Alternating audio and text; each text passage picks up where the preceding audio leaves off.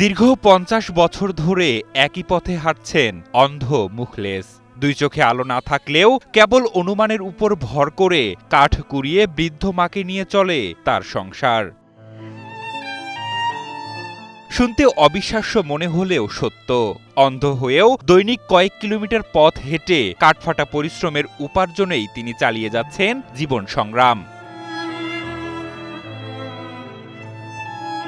জীবন নিয়ে অনেকেই তো কতই না অভিযোগ করে, তবে সংগ্রামী এই মুখলেসকে দেখলে জীবনের অর্থই যেন বদলে যায়। চোখে না দেখলেও নিজের অদম্য ইচ্ছাশক্তি আর কঠোর পরিশ্রম করে মায়ের মুখে দুমুঠো খাবার তুলে দিচ্ছেন হার না মানা এই যোদ্ধা। আমার বেটা প্রত্যেকদিন এক রাস্তায় হাঁটে। বলছি চাঁপাইনবাবগঞ্জের ভোলাহাট উপজেলার তেলিপাড়া গ্রামের মৃত মুর্শিদ আলী ও রুলি বেগমের ৫৬ বছর বয়সী দৃষ্টিহীন ছেলে মুখলেসুর রহমানের কথা, যাকে দৃষ্টিশক্তির কঠিন সীমাবদ্ধতাও থামাতে পারেনি।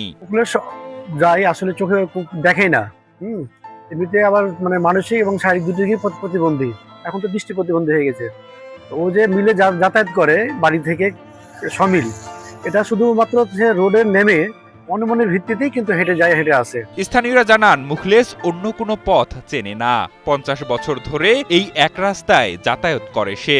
কেবল অনুমানের উপর ভর করে রাস্তার প্রতিটি বাঁক আর ধুলোবালিকে স্পর্শ করে তিনি পৌঁছে যান বাড়ি থেকে ২ কিলোমিটার হেঁটে কলেজ মোড়ের একটি কাঠ কাটার মিলে। প্রতিদিন কাঠ কাটা মিলে গিয়ে মুখলেস ইট দিয়ে পিটিয়ে থেতলিয়ে গাছের যে ছাল তা উঠানোর কাজ করেন। সারাদিন হাড় ভাঙা খাটুনি শেষে সেই ছাল বা কাঠ বস্তায় ভরে মাথায় নিয়ে আবারও একই পথ ধরে ফিরে আসেন বাড়িতে। এরপর বৃদ্ধ মা রুলি বেগম সেই কাঠ বাজারে বিক্রি করেন। এই কাঠের টাকা থেকেই আসে তাদের দুবেলার অন্ন। কাঠ বেচা আমি সংসার চালাই।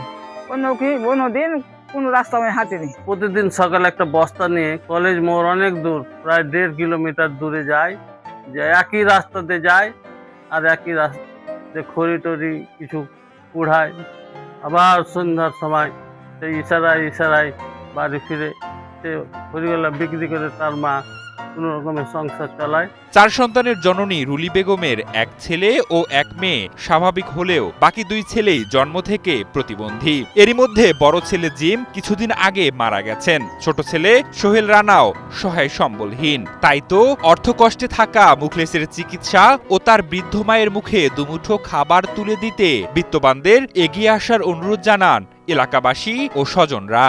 সরকার কাছে আবেদন জানাই, ওরা যেন সংসারে খেয়ে পড়ে যেন দিনটা যায়। বৃষ্টি হলে ঘর দিয়ে পানি পড়ে, তারা রাত্রে ঘুমাতে অসুবিধা হয়। সরকারের প্রতি আমার নিবেদন যে সরকার বা কোনো হৃদয়বান ব্যক্তি বা কোনো প্রবাসী যদি তাদেরকে সহযোগিতা করে তাহলে তাদের জীবনটা সচ্ছল হবে। আমার গ্রামও তেলিপাড়া, তারও গ্রাম তেলিপাড়া, এই হিসেবে তাকে একটা প্রতিবন্ধী কার্ড করে দেওয়া হয়েছে। তাতে আসলে এটা একটা প্রতিবন্ধী কার্ড দিয়ে কিন্তু সে ফ্যামিলিতে চলার মতো কোনো নাই, অস্তিত্ব নেই।